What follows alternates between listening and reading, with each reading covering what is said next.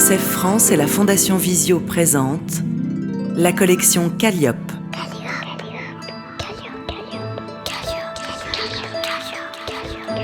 Des livres pour tous les enfants, y compris aveugles ou malvoyants. Chut, écoute. Ling et les êtres mécaniques. Texte, Emma Robert. Illustration, Gwendal Blondel. Alice Jeunesse Édition. Ling n'est encore qu'une enfant, mais elle fabrique des téléphones dans une usine. Avant, elle confectionnait des vêtements, mais c'était moins bien payé. Ling a de longs cheveux noirs et une frange, des yeux en amande. Dans l'usine, elle est debout, alignée avec une centaine d'autres enfants de son âge, devant des grands comptoirs sur lesquels sont posés les téléphones. Les jeunes travailleurs portent tous le même uniforme, t-shirt bleu, pantalon marron. Seule la couleur de leurs cheveux est différente. Certains ont les cheveux roses ou bleus, d'autres blonds ou châtains. Quand elle était plus jeune, Ling allait à l'école. Et puis elle a grandi et elle a quitté la campagne et sa famille pour aller travailler en ville. Elle n'avait pourtant que 9 ans.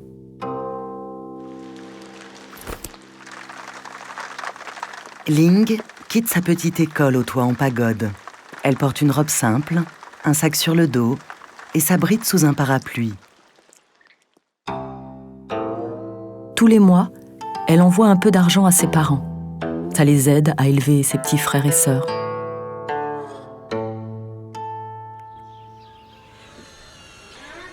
Devant une petite maison, la maman accueille le facteur qui lui tend une enveloppe. 2 petits garçons et une petite fille les observent par la fenêtre en souriant. Perché sur un poteau, un écureuil au joli pelage roux regarde la petite famille. Dans une salle de classe, Ling est assise au premier rang. Concentrée, elle écrit sur une feuille blanche.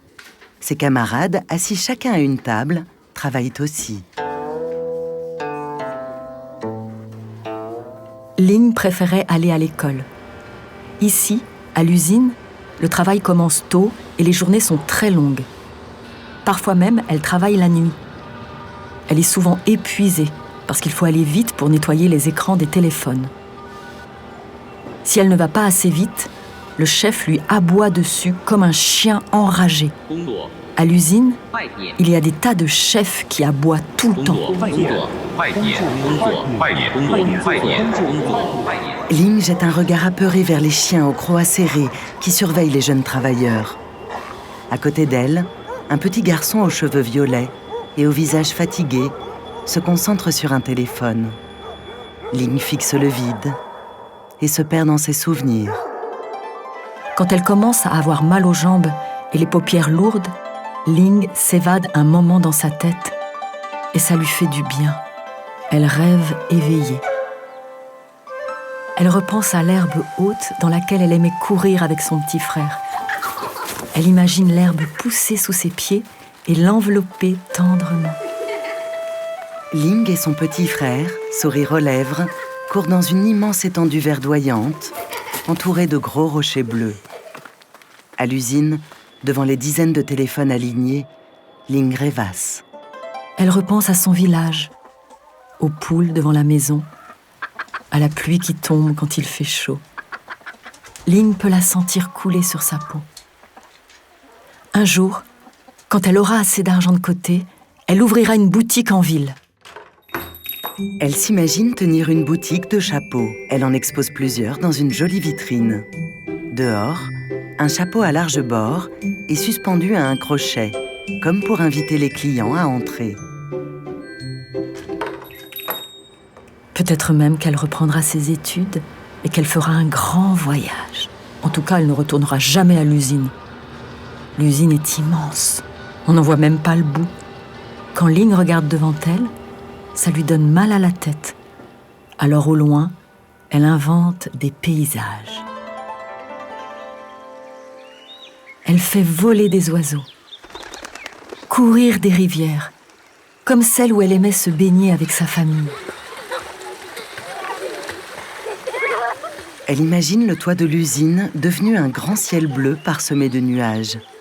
Elle rêve aussi de collines, de buissons qui s'étendent à perte de vue. Des milliers de personnes travaillent avec Ling, alignées en rangées interminables.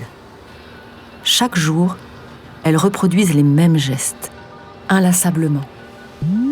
Parfois, Ling a peur de devenir un robot.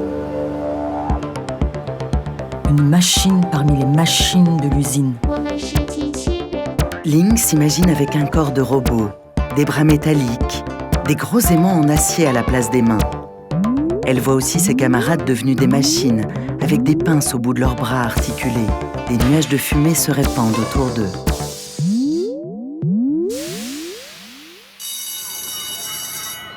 Mais quand la journée est terminée et que dehors le vent vient caresser sa joue, elle redevient une enfant et elle rigole avec ses amis.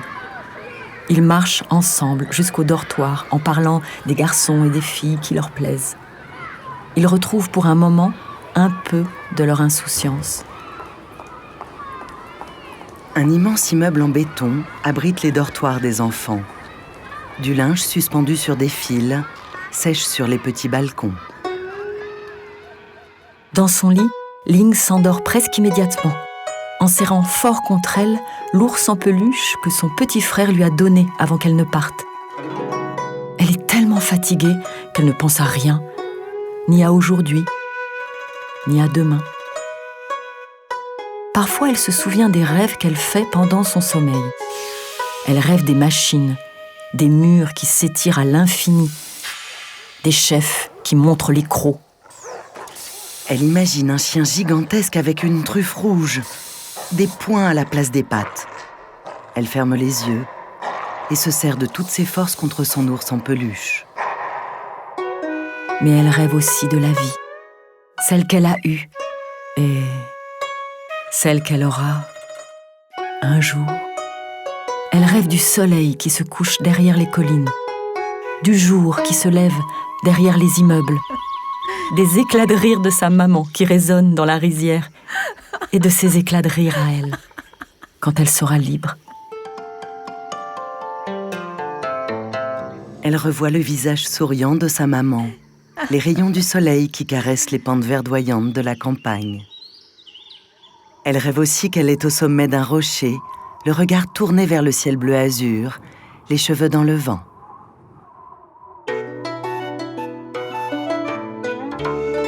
Une audiodescription écrite et interprétée par Dune Cherville, relue par Assia Frogeret, avec la voix de Marie Desgranges.